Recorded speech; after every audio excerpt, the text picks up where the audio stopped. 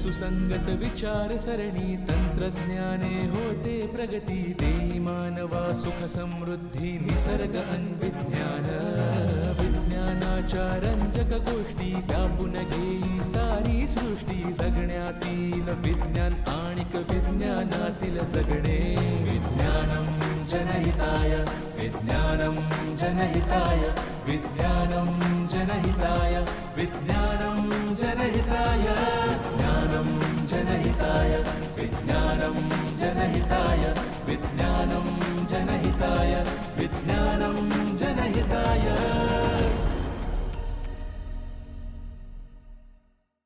नमस्कार. विज्ञानम जनहिताय या कार्यक्रमामध्ये आपलं सर्वांचं मनपूर्वक स्वागत. महाराष्ट्राचं लाडकं व्यक्तिमत्व पु ल देशपांडे यांची म्हैस ही कथा आपल्यापैकी बऱ्याच जणांनी ऐकली असेल. त्या कथेत एक पात्र म्हणतं, काय हो म्हशीना चालते का तुमची होमिओपॅथी? थोडीशी टीका, थोडंसं चिमटा काढणं अशा स्वरूपातलं हे वाक्य माझं मात्र होमिओपॅथी या विषयाबद्दल कुतूहल चाळवून गेलं.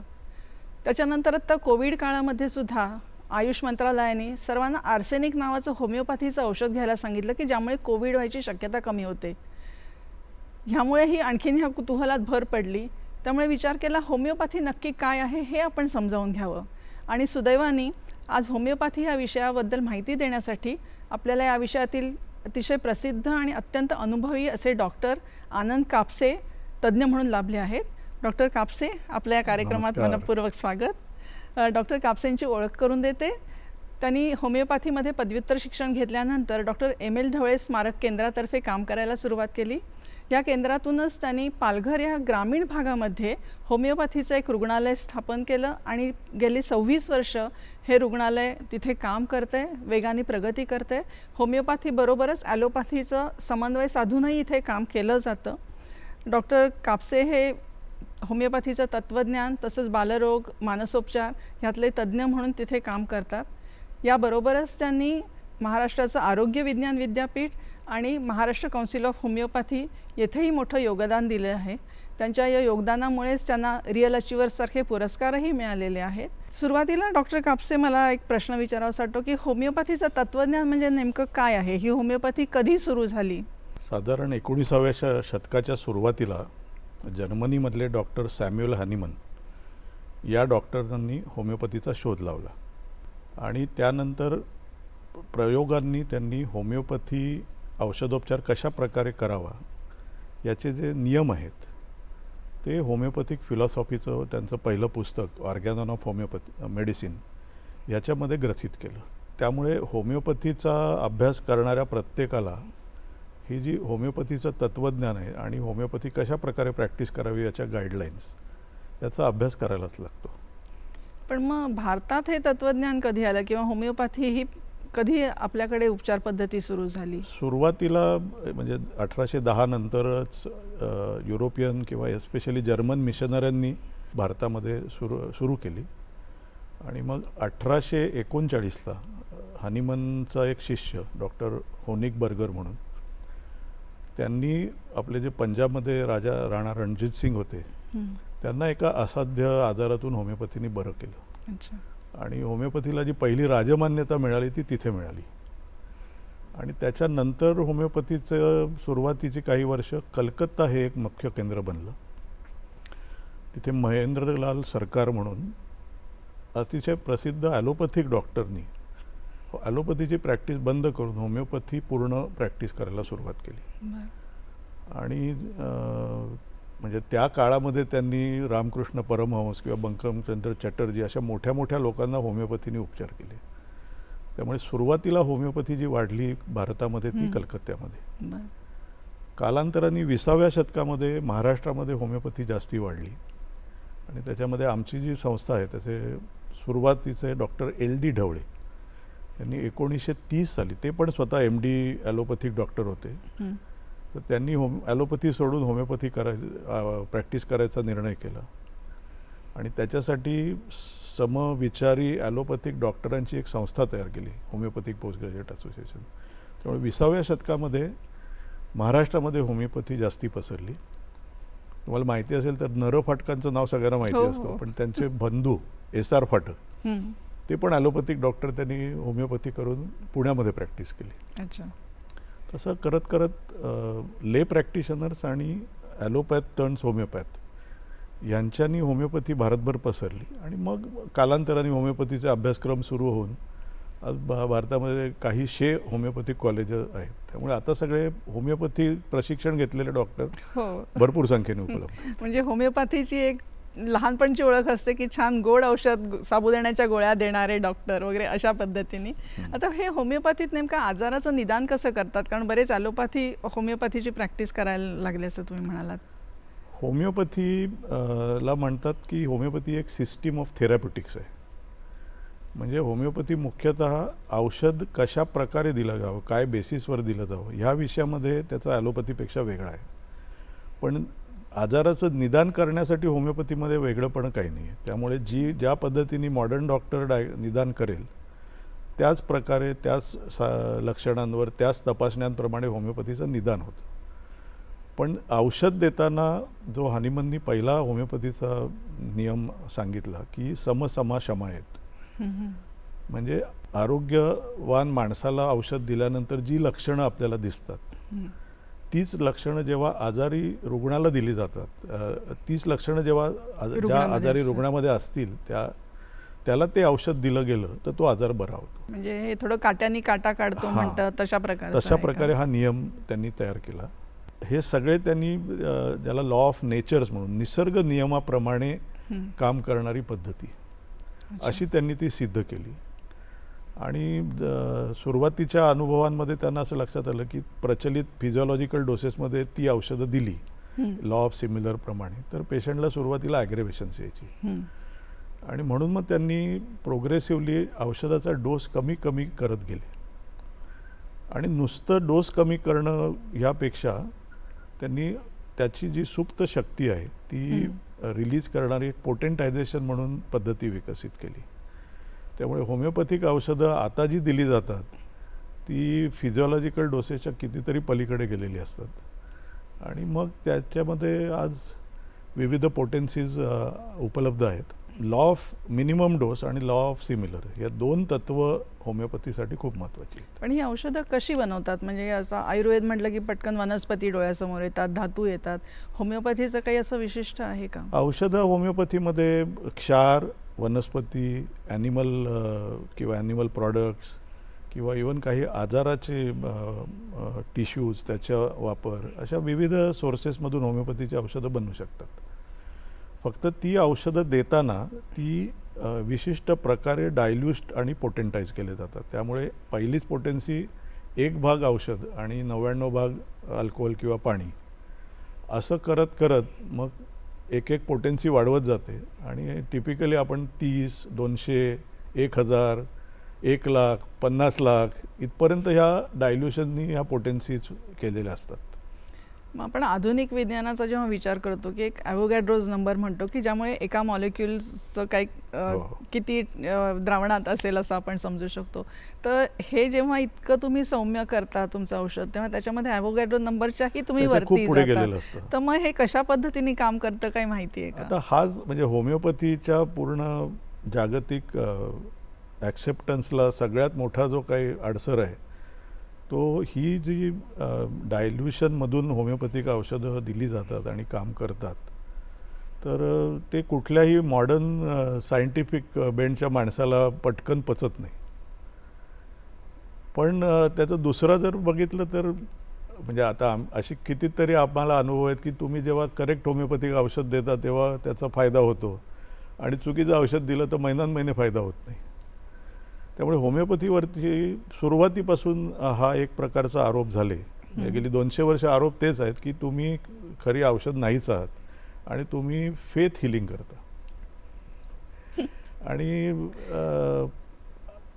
ज्यांनी होमिओपॅथिक क्युअरचा अनुभव घेतलेला असतो त्याच्या मनात एक पैशाचा संशय नसतो की हे काम करतं. आणि हे नुसतं होमिओपॅथिक डॉक्टरच नाही तर कितीतरी ज्यांना होमिओपॅथीने फायदा झाला आहे असे प्रथितीय सायंटिस्टसुद्धा शोध करण्याचा प्रयत्न करत आहेत की हे नक्की होमिओपॅथिक औषध काम कसं करतं. त्याच्यासाठी विविध प्रयोग आपल्या IITsमध्ये सुद्धा झालेले आहेत. आता सध्या मॉडर्न याच्यामध्ये नॅनो पार्टिकल्स ही एक थिअरी त्याच्यासाठी सांगितली जाते. प्रत्येकजण आपापल्या प्रकारे मेकॅनिझम ऑफ ॲक्शन होमिओपॅथिक औषधांचा शोधण्याचा प्रयत्न करत असतो. पण वस्तुस्थिती ही आहे की ते मेकॅनिझम ऑफ ॲक्शन अजून सिद्ध झालेलं नाही. पण proof of pudding is in eating आपण म्हणतो की नाही, तसं होमिओपॅथिक औषधांनी पेशंट बरा होतो हा प्रत्यक्ष अनुभव घेणं हा एकच होमिओपॅथीवरती विश्वास ठेवण्यासाठी कारणीभूत गोष्ट आहे. आणि मी स्वतःसुद्धा या प्रक्रियेतून गेलेलो आहे. विज्ञानम जनहिताय. बऱ्याच वेळा असंही दिसतं की होमिओपॅथीचं अचूक औषध जेव्हा दिलं जातं तेव्हा आजार थोडा वाढतो आणि मग कमी होतो. ह्याचं कारण काय आहे? हे काही वेळा होतं. ह्याच्या अगेन एक होमिओपॅथीमध्ये एक विशिष्ट कन्सेप्ट आहे ससेप्टिबिलिटी. त्याचा अर्थ असा आहे की प्रत्येक जीव जो आहे सजीव हा कुठल्याही स्टिम्युलसला प्रतिसाद देतो. पण तो प्रतिसाद आपल्या आपल्या प्रकारे वेगळा वेगळा प्रतिसाद देतो. म्हणजे एकच स्टिम्युलस 10 माणसांना आपण दिला तर त्याचा प्रतिसाद वेगळा असतो. तसं होमिओपॅथी औषध जेव्हा दिलं जातं पेशंटला तेव्हा प्रत्येक पेशंटचा प्रतिसाद वेगळा असतो. आणि गेल्या 200 वर्षामध्ये होमिओपॅथनी हे जे रुग्णांचे प्रतिसाद मिळतात त्याचं बारीक ऑब्झर्वेशन करून या रेमेडी रिॲक्शनची नोंद करून ठेवलेली आहे. त्यामुळे कुठलाही होमिओपॅथ प्रयत्न करतो हा आजार न वाढता त्वरित रुग्णाला आराम मिळावा. कारण आमच्या हनीमननी जे आम्हाला ध्येय क्युअर कसा आयडियल क्युअर काय आहे याचं त्याच्या ऑर्गॅनमध्ये लिहिलं आहे, रॅपिड जेंटल परमनंट क्युअर. अच्छा. म्हणजे पेशंटला कुठल्याही प्रकारे इजा न होता अतिशय जेंटल पद्धतीने लवकरात लवकर आराम पडावा हे उद्दिष्ट आहे. पण प्रत्यक्षामध्ये ह्या ससेप्टिबिलिटी वेगवेगळी असल्यामुळे वेगवेगळे रिॲक्शन्स दिसतात. आणि त्याच्यातले एक सांगण्यासारखं म्हणजे होमिओपॅथीकडे सध्या क्रॉनिक जटिल आजार येण्याचं प्रमाण जास्ती आहे. आणि त्या रुग्णांनी ओव्हर द इयर्स वेगवेगळे औषधोपचार घेतलेले असतात. त्या औषधोपचारांमुळे त्यांच्या आजाराची जी सुरुवातीची लक्षणं असतात ती दाबली जातात. आणि बऱ्याच वेळेला आजार दुसऱ्या ऑर्गनमध्ये सुद्धा जातो. म्हणजे उदाहरण द्यायचं झालं तर एक्झिमा औषधांनी दाबला गेला आणि त्याचा दमा बळवला. अशा प्रकारचे जे औषधांनी सप्रेशन झालेली असतात. त्यामुळे जेव्हा होमिओपॅथिक औषधं करेक्ट अचूक दिलं जातं तेव्हा बऱ्याच वेळा ही जुनी लक्षणं परत प्रस्थापित होतात. आणि ती एक चांगली रिॲक्शन समजली जाते. आणि मग त्याच्यानंतर काही दिवसातच ही रिॲक्शन पण क्षमते आणि जो सध्याचा आजार असतो तोही बरा होतो. तर म्हणजे ह्या 2 कारणामुळे होमिओपॅथीमुळे लक्षणं बळावली जाऊ शकतात. हा प्रवाद बराच पसरलेला आहे. पण एक सांगा, बऱ्याच वेळा होमिओपॅथीच्या डॉक्टरांकडे पहिल्यांदा गेलं आपण की ते बरेच प्रश्न विचारतात. म्हणजे बऱ्याच लोकांचा ह्यालाही आक्षेप असतो की औषध एवढंच आणि त्यासाठी एक तासभर आम्हाला प्रश्नोत्तरांचाच तास असतो. याचं कारण काय? म्हणजे त्यांचे हे असे जुने आजार तुम्हाला कळून घेतात? याचं कारण असं आहे की एकतर होमिओपॅथी ही फक्त आजाराला औषध देत नाही. होमिओपॅथी आजारी असलेल्या रुग्णाचा अभ्यास करतो. आणि त्याच्यामध्ये आपण ज्याला म्हणू प्रकृती आणि विकृती त्या रुग्णाची या दोघांचा अभ्यास केला जातो. आणि होमिओपॅथीचं मुख्य तत्व असं आहे की प्रत्येक रुग्ण हा एक युनिक व्यक्ती आहे. त्याची लक्षणं इतर त्याच आजाराच्या रुग्णांपेक्षा सुद्धा वेगळी असतात. त्यामुळे जेव्हा आम्ही ह्या सगळ्याची माहिती घेणं आणि दुसरं त्याचे सुरुवातीपासूनचे आजपर्यंतचे आजार ह्याच्या लक्षणांची माहिती घेणं आणि त्याच्या पुढे जाऊन होमिओपॅथीनी माणसाचा समग्र विचार करायचं ठरवल्यामुळे त्याचा स्वभाव, त्याच्या आवडीनिवडी, त्याच्यावरती होणारे वातावरणाचे परिणाम, त्याच्या घराण्यात असणारे आजार, अशा विविध गोष्टींचा विचार करून मग त्याला योग्य असं औषध निवडलं जातं की जे त्या आजाराच्या मुळाशी जाऊन तो आजार ज्याला आपण क्युअर होणं म्हणू त्यासाठी प्रयत्न करतो. दुसरं असंही म्हटलं जातं की होमिओपॅथीच्या औषधांमध्ये धातू असतात, स्टिरॉइड्स असतात, ज्याच्याबद्दल साहजिकच ॲलोपॅथीला विशेषतः धातूंबद्दल खूप मोठा आक्षेप असतो की ते शरीरात साठून राहतात. तर हे कितपत खरं आहे? स्टिरॉइडचा विषय तुम्ही बघितला तर कुठलाही खरा होमिओपॅथ हा स्टिरॉइडला शिवणार पण नाही. प्रत्येक पथीमध्ये पेशंटला लवकरात लवकर उतार दाखवून पकडून ठेवण्याची जर लबाडी कोणी करणार असेल तर त्याच्यासाठी ही लबाडी सगळ्या पतीमध्ये करणारे डॉक्टर तुम्हाला मिळू शकतील. त्यामुळे ते मी म्हणजे this is exception not the rule. आणि होमिओपॅथी इनफॅक्ट स्टिरॉइडनी आजार सप्रेस करण्याच्या विरुद्ध आहे. कारण होमिओपॅथी नैसर्गिकरित्या त्या लक्षणांवरती आधारित औषध निवडून पेशंटला रिलीफ देत असते. त्यामुळे स्टिरॉइड घेतल्यामुळे उलट होमिओपॅथिक औषध निवडणं कठीण होतं. आणि होमिओपॅथीची औषधं दीर्घकाळ घ्यावी लागतात हे खरं आहे का, की फक्त असे काही जे चिकट आजार किंवा दीर्घकाळ ज्यामुळे पेशंटला त्रास होतोय रुग्णाला अशासाठीच लागतं? होमिओपॅथी 19व्या शतकातली जी होमिओपॅथी प्रसिद्ध झाली युरोप अमेरिकेमध्ये ती तत्कालीन सर्व ॲक्यूट आजारांना त्वरित रिलीफ देणं ह्यामुळे झाली. म्हणजे अगदी उलट आहे म्हणजे. आणि भारतात सुद्धा जे हे डॉक्टर महेंद्रलाल सरकार होमिओपॅथीकडे वळले ते त्या काळात कॉलराच्या साथी खूप होत्या. तर कॉलरामध्ये होमिओपॅथीनी त्वरित रिलीफ पडतो आणि होमिओपॅथी ही सगळ्यात चीप ट्रीटमेंट आहे. ह्या दोन गोष्टींमुळे त्यांना प्रभावित केलं. त्यामुळे होमिओपॅथीनी ॲक्यूट आजारांमध्ये काही मिनिटात किंवा काही तासातसुद्धा आराम पडायला लागितलेलं कितीतरी केसेस मी स्वतः बघितलेले आहेत. क्रॉनिक आजारांमध्ये नॅचरली त्या आजारांचं स्वरूप असं असतं की काही आजार हे बरे होण्यासारखे असतात पण त्याला वेळ लागतो आणि काही आजार हे असाध्य कॅटेगरीतले असतात की ज्याच्यामध्ये क्युअर ही गोष्ट खूप दूरची असते पण पहिल्यांदा त्या आजारात उतार पडणं किंवा त्याला कंप्लीट रेमिशनमध्ये आणणं अशी उद्दिष्ट औषधोपचाराची होतात. मग अशा आजारांमध्ये जसं आता दमा आहे, संधिवात आहे, असे जे आजार असतात तर त्याच्यामध्ये नॅचरली ट्रीटमेंट लॉंग टर्मला होते. आणि होमिओपॅथीकडे आजकाल जास्ती करून अशा आजारांचे पेशंट सोरियासिस आहे जाणार असल्यामुळे त्यांना दीर्घकाळ ट्रीटमेंट लागते. पण आता माझे यातले 2 अनुभव मी सांगण्यासारखे आहेत जे मी ह्या काळात ज्याच्यामध्ये केस सिरीज रिसर्च केले. माझ्या डिझर्टेशन मी मसा म्हणजे वॉट्सवरती डिझर्टेशन केलं होतं. तर त्या 45 केसेसमध्ये होमिओपॅथिक औषध करेक्ट दिल्यापासून किती काळामध्ये उतार पडला याचं मी ॲनालिसिस केलं होतं. अच्छा. तर पहिल्या आठवड्यात बरे झालेल्या काही केसेस होत्या.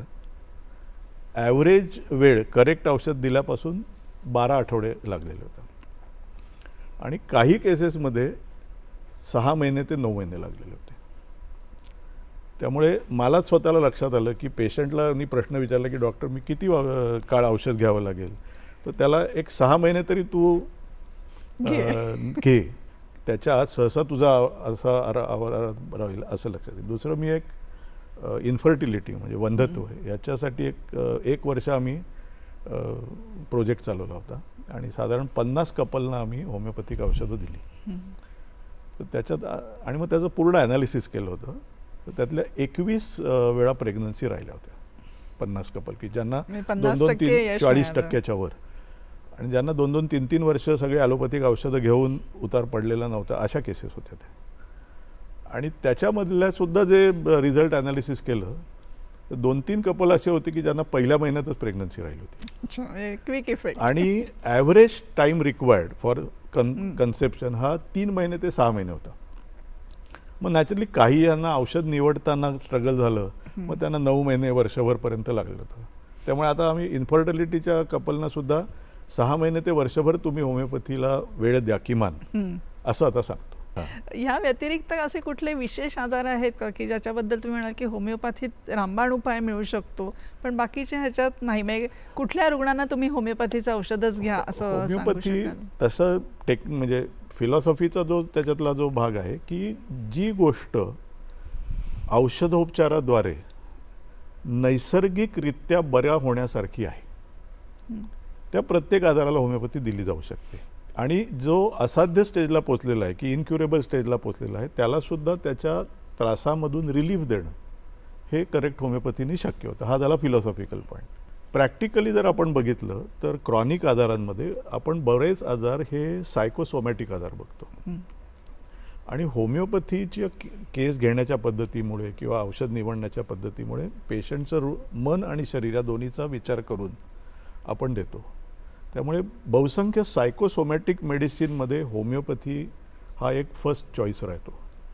आणि दुसऱ्या ज्या आजारांमध्ये ज्याला इम्युन मेकॅनिझम्स डिस्टर्ब्ड असतात हम्म. किंवा एंडोक्रायनल मेकॅनिझम्स डिस्टर्ब्ड असतात, तर होमिओपॅथी जेवढा काही आजपर्यंत पुरावा उपलब्ध आहे ते it sets these mechanisms right. समजा थायरॉईड आजार आपण बघितले, हम्म. तर ॲलोपॅथीमध्ये थायरॉईडसाठी एल्ट्रॉक्सिन हायपोथायरॉईडला आयुष्यभर घ्या. हो. सो ते एक सप्लिमेंट आहे, सबस्टिट्यूट आहे, ते क्युअर नाही आहे. किंवा हायपरथायरॉइडिझममध्ये आयोडीन ॲब्लेशन केलं जातं आणि मग पेशंटला हायपोथायरॉईडमध्ये आणून आयुष्यभर एल्ट्रॉक्सिनवर मॅनेज केलं जातं. पण मी होमिओपॅथीनी ह्या दोन्ही कंडिशन, सगळे पेशंट असं मी म्हणत नाही, पण पूर्ण क्युअर झालेल्या अच्छा. आणि ज्यांच्यामध्ये even nodule, hot nodule with hyperthyroidism, पूर्ण पेशंट बरा होऊन गेली 30 वर्ष त्याला थायरॉईडसाठी काहीही औषध लागलेलं नाही असा क्युअर झालेला बघितलेला आहे. आजार आणि औषधावरनं म्हणून मी मगाशी सुरुवातीला उल्लेख केला, तर तुमच्या औषधाची ती गोडगोड गोळ्यांमध्ये कशी काय असतं? म्हणजे लहान मुलं तर फार खुश असतात त्याच्यावरती, त्यामुळे काय व्हेइकल म्हणून ते जास्त चांगलं ते आहे? व्हेइकलच आहे, कारण औषधं जी बनतात ती टिपिकली या पोटेन्शियल लिक्विड फॉर्ममध्ये औषधाचा काही पार्ट आणि बाकी व्हेइकल म्हणून अल्कोहोल किंवा पाणी वापरून केलं जातं. मग ते जेव्हा पेशंटला द्यायची वेळ येते आणि ते पण ड्रॉप्समध्ये द्यायचं आहे, तर त्याच्यासाठी व्हेइकल म्हणून साखरेच्या गोळ्या किंवा दुधातल्या साखरेची पावडर, मिल्क शुगर, याच्या माध्यमातून ते औषध पेशंटला दिलं जातं की ज्यामुळे ते घेणं सुलभ होतं. ते व्हेइकल हे सगळ्या रुग्णांसाठी सारखंच वापरलं जातं. विज्ञानम जनहिताय. आता मी एक प्रश्नाकडे येतो, ज्याचा सुरुवातीला मी उल्लेख केला. खरंच प्राण्यांना होमिओपॅथी दिली जाते का? तुम्ही म्हशीचा उल्लेख केला तर खरोखरच मी पालघरला जायच्या आधी काही दिवस एका म्हशीच्या गोठ्यात जाऊन म्हशींना औषधं दिली होती. आणि खरं त्याचं चांगलं सांगण्यासारखं जे आहे की जे होमिओपॅथीवरती हा जो आरोप झाला की होमिओपॅथी ही फेथ हिलिंग आहे, तर हनीमनचा जो पट्टशिष्य होता डॉक्टर बोनिंगसन जर्मनीमध्ये, तर त्यांनी ह्या आरोपाला उत्तर देण्यासाठी खूप चांगले, ते वकील होते मुळात आणि मग होमिओपॅथिक झाले डॉक्टर, तर त्यांनी त्यांच्या वकिली बाण्यांनी जगापुढे होमिओपॅथीची एफिकसी सिद्ध कशी केली ते मी सांगतो. ते जर्मनीच्या ग्रामीण भागात प्रॅक्टिस करायचे आणि त्यांच्याकडे औषध घ्यायला फार्मर्स, शेतकरी आणि त्यांच्या जनावरांसाठी पण येऊन औषधं घेऊन जायचे. मग त्यामध्ये घोडा असेल, गाय बैल असतील, आणि ती लक्षणं बघून हे औषध द्यायचे. आणि त्यांनी एक बाउंड रजिस्टर पेशंटचं ठेवलेलं होतं की दर पानावरती नवीन केस नोंदवायची, त्याची लक्षणं काय आणि त्याला काय उतार पडला किंवा नाही पडला हे जसं आहे तसं नोंदलेलं असायचं. आणि त्याच्यामध्ये त्यांनी जनावरांना होमिओपॅथीने कसा उतार पडला त्याच्या नोंदी प्रसिद्ध केल्या. आणि मग त्यांनी विचारलं की ज्या जनावरांनी मला बघितलंही नसेल किंवा ज्याच्याकडून मी काही ज्याच्याशी बोललेलं नाही, तो काही फेथमुळे बरा होणार नाही, तो जर बरा झाला असेल तर हे फेथ हिलिंग आहे का? मला वाटतं फारच छान वकिली बाण्यांनी सिद्ध केलं आणि स्वतःची इंटिग्रिटी त्याच्यासाठी पणाला लावली. तुम्ही कोणीही येऊन चेक करू शकता, जसं आहे ते. आता मला सांगा, म्हणजे हे तर फारच छान पद्धतीने सिद्ध केलं, पण आता होमिओपॅथी आणि आधुनिक विज्ञान म्हणजे ॲलोपॅथी हे परस्पर समन्वयानेही काम करू शकतात का? आम्ही तर ढवळे हॉस्पिटलमध्ये सुरुवातीपासून हा इंटिग्रेटेड अप्रोच वापरला. आज केंद्र सरकारसुद्धा सगळ्या मेडिकल सिस्टीम्सनी इंटिग्रेटेड पद्धतीने पेशंटची सेवा करावी याचा प्रसार करते आहे. आणि ॲलोपॅथिक पद्धतीने ट्रीटमेंट करावी, आम्ही आमच्या पद्धतीने ट्रीटमेंट करावी आणि एकमेकांशी सहकार्य करावं. आणि ह्यामधून मग आम्ही विविध अशा क्षेत्रांमध्ये होमिओपॅथी वापरायला सुरुवात केली की जे अदरवाईज होमिओपॅथीला संधी मिळत नाही. आणि त्यामुळे ICUमध्ये जे लहान मुलांचं NICU असतं, जिथे 800-1000 ग्रॅमपासूनची नवजात अर्भकांना होमिओपॅथी दिली गेली. आम्ही डायलिसिस सेंटर चालवतो, तर त्यांना होमिओपॅथी ॲज अ ॲडज्युव्हंट औषध देऊन अशा विविध याच्यामध्ये इंटिग्रेटेड मॅनेजमेंट ॲलोपॅथी आणि होमिओपॅथीनी एकत्र असे खूप अनुभव आम्ही घेतले आणि ज्यामध्ये पेशंटना त्यांच्या तक्रारींमध्ये फायदा झाला. बाकी सर्जरीमध्ये किंवा डेंटल प्रोसिजर्समध्ये अशा विविध ठिकाणी हा इंटिग्रेटेड अप्रोच आम्ही सक्सेसफुली राबवला आणि त्यामधून रुग्णांना फायदा झाल्याचा आमचा अनुभव आहे. आता म्हणजे तुम्हाला इंटिग्रेटेड थेरपीचाही अनुभव आहे, होमिओपॅथीचाही आहे. हो. तेव्हा कधी रुग्णांनी होमिओपॅथीकडे यावं असं तुम्ही सांगाल? प्रायमरी मी जे सांगतोय की एक तर आता लहान मुलांमध्ये तर पेरेंटचीच इच्छा असते की त्यांना मुलांना अँटीबायोटिक वगैरे द्यायची नसतात. दुसरं हे जे मी सांगितलं की जिथे जिथे सायकोसोमॅटिक इलनेसेस, इम्युनॉलॉजिकली मिडिएटेड इलनेसेस, हे जे क्रॉनिक आजार आहेत तिथे त्याला म्हटलं आहे की होमिओपॅथी ही या आजारांची राणी आहे. कितीतरी मानसिक आजारांमध्ये होमिओपॅथीनी मुळापासून आराम मिळतो. डिप्रेशन आहे, अँझायटी आहेत. आमच्याकडे आमच्या हॉस्पिटलमध्ये व्यसनाधीनता याच्यावरती काम झालं आणि शेकडो लोकांचं अल्कोहोल विड्रॉल प्युअर होमिओपॅथीनी आम्ही मॅनेज केलं आहे. डॉक्टर, तुम्ही आज इकडे आलात आणि आम्हाला खरंच खूप छान माहिती दिली. केवळ होमिओपॅथी नाही तर होमिओपॅथी आणि ॲलोपॅथी हे एकत्र येऊन कसं काम करू शकतात ह्याचीही माहिती दिलीत. मनापासून आपल्याला धन्यवाद. थँक्यू. धन्यवाद.